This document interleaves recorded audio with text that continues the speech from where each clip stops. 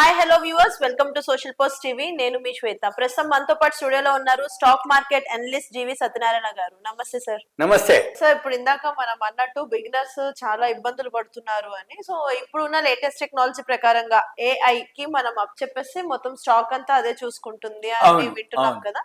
So beginners కి AI ఎలా use చేయాలనేది కూడా తెలీదు, అర్థం కరెక్ట్ కాదు. అవును సో వాళ్ళకి మీరేం చెప్తారు? ఓకే మీరన్నట్టు ఇప్పుడు ప్రజెంట్ రాబోయే రోజుల్లో ఎక్కువ శాతం ఏఐ అంటే మీ సాఫ్ట్వేర్లు ఏవైతే ఉన్నాయో ఆర్టిఫిషియల్ ఇంటెలిజెన్స్ తోటి రాబోయే రోజుల్లో మామూలుగా ఉండదు మార్పులు. మన షేర్ మార్కెట్ కూడా ఏఐ తోటి వస్తుంది, వచ్చినాయి, ఉన్నాయి.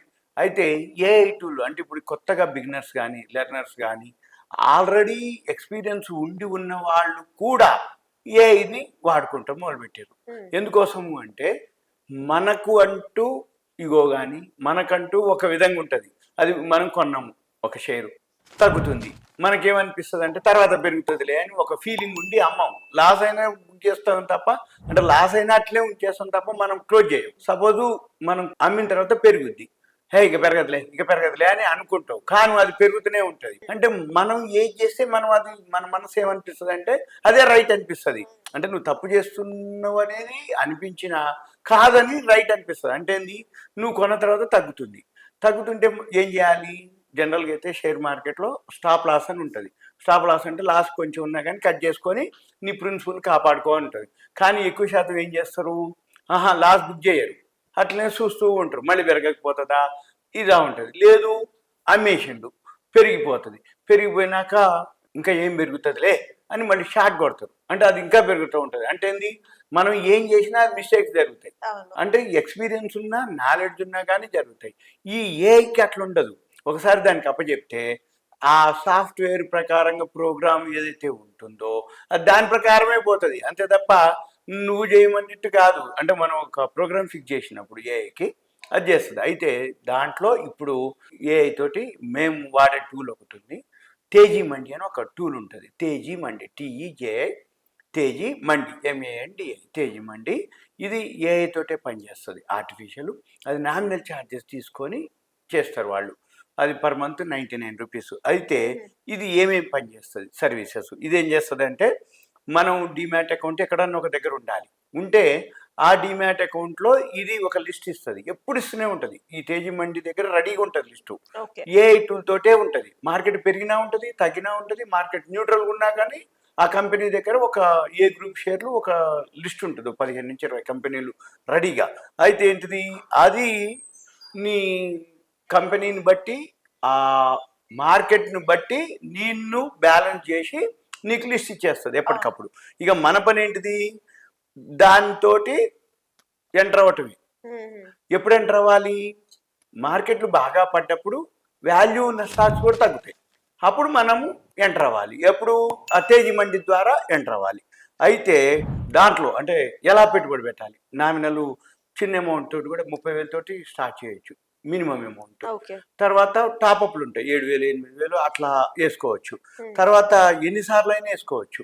అంటే సపోజు అది ఎప్పుడైనా కానీ అది ఏం చేస్తుంది అంటే నిఫ్టీ 500, నిఫ్టీ 50 ఏవైతే ఏ గ్రూప్ షేర్లు టాప్ పర్ఫార్మెన్స్ ఉన్నటువంటివే అది తీసి ఇవ్వటం జరుగుతుంది. అవి ఎక్కువ శాతం బాగా వర్కౌట్ అయినాయి, కూడా అవుతున్నాయి, అవి జరుగుతూ ఉంటాయి. ఇక మన పని ఏంటిది, అది అన్నిట్లో ఉంటాయి. అంటే మిడ్ క్యాప్ అని, స్మాల్ క్యాప్ అని, లార్జ్ క్యాప్, ఏ గ్రూప్ షేర్స్లోనే సెలెక్ట్ చేసి లిస్ట్ దాని దగ్గర ఉంటుంది. మనం ఏం చేయాలి, మార్కెట్ పడ్డప్పుడు అవి కూడా పడతాయి కాబట్టి దానికి అప్పచెప్పి కొనుక్కోవాలి.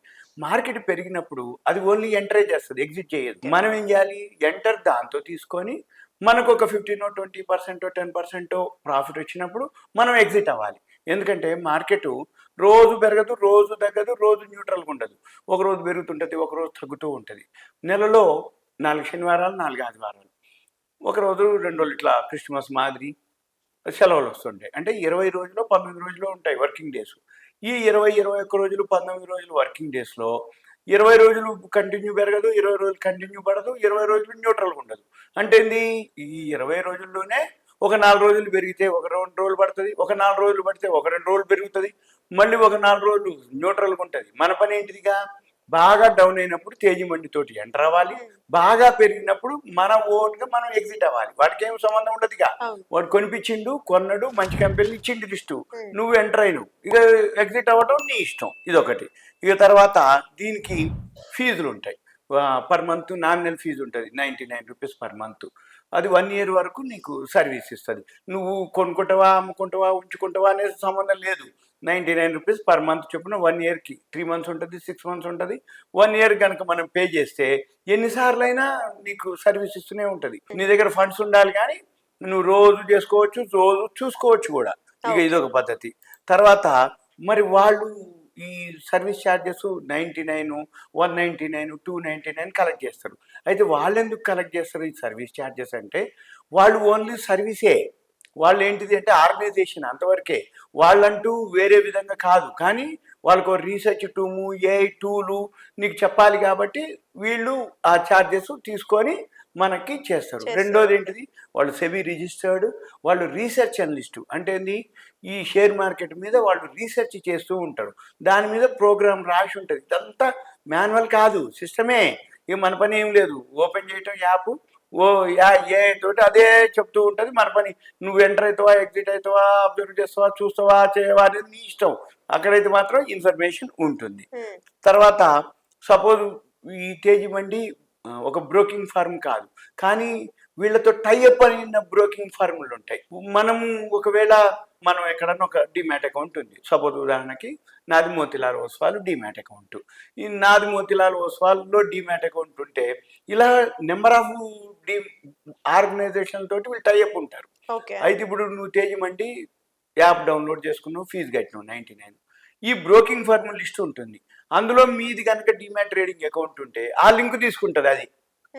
అయితే ఈ వీళ్ళో బ్రోకింగ్ ఫర్మ్ తేజీ మండిలో షేర్లని రికమెండ్ చేస్తుంది, అంతవరకే. తేజీ మండి ఏం బ్రోకింగ్ ఫర్మ్ కాదు. ఇక మనిషి వచ్చిన బ్రోకింగ్ ఫర్మ్ అన్నది ఉంటుంది కదా, దాంట్లో అది కొంటది. ఎగ్జిట్ కూడా నువ్వు నీ ఇష్టమే. మోతిలాల్ నా అకౌంట్, ఎంటర్ మోతిలాలే, ఎగ్జిట్ మోతిలాలే. కానీ తేజీ మండి ద్వారా తేజీ మండి రికమెండ్ చేసిన షేర్లను మనము బై చేస్తాము, సెల్ చేస్తాం. ఓకేనా. తర్వాత ఇక ఇన్వెస్ట్మెంట్ ఎంత ఉండాలి. ఫస్ట్ అయితే దాన్ని బట్టి ఆ పోర్ట్ఫోలియో సైజ్ ఉంటుంది. స్టార్టింగ్ అయితే 30,000 ఉంటుంది, తర్వాత 35,000, 40,000, 50,000 మనం టాప్అప్ వేసుకోవచ్చు, మల్టిపుల్ వేసుకోవచ్చు. సపోజ్ మన దగ్గర 1 lakh ఉంది, 30,000 అడిగిందని 30,000కే కొనక్కర్లే. 30,000 మల్టిపుల్ చేసుకుంటూ పోతే నీకు 1 lakh ఉంటుంది. లేదులే 30,000తో కొనుక్కుంటే 30,000. మనం ఏం చేయాలి, 30,000తో కొనుక్కొని ఒకసారి అబ్జర్వ్ చేసుకోవచ్చు. ఏంటిది, అది ఏం కొన్నది, ఎట్లా కొన్నది, ఎక్కడ కొన్నది. సపోజ్ ఒక 1 month, 1 week, 2 weeks అబ్జర్వ్ చేస్తే మీకు ఒక ఐడియా వస్తుంది. ఆ షేర్లు మార్కెట్ పెరిగినా పెరుగుతున్నాయా, మార్కెట్ న్యూట్రల్గా ఉన్నాయా, పెరుగుతున్నాయా, మార్కెట్ పడిపోయినా కానీ ఇవి పెరుగుతున్నాయా, నీ ప్రిన్సిపల్ లాస్ వస్తుందా లేదా అనేది మనం అబ్జర్వ్ చేసిన తర్వాత చేయొచ్చు. ఎందుకంటే ఇప్పటివరకు తేజీ మండి లాస్ లేదు, మొత్తం కంటిన్యూగా ప్రాఫిట్లోనే ఇచ్చింది. లాస్ట్ ఇయర్ పర్ మంత్ 10% ఇచ్చింది, ఇప్పుడు కూడా 5-6% రిటర్న్స్ వరకు ఉన్నాయన్నమాట. ఇక తర్వాత ఇంకోటి ఏంటిదంటే, సపోజ్ డిమాట్ లేదు అనుకోండి, డిమాట్ లేకపోతే మనం ఎక్కడో ఒక దగ్గర డిమాట్ మాత్రం ఒకటి ఓపెన్ చేయాలి.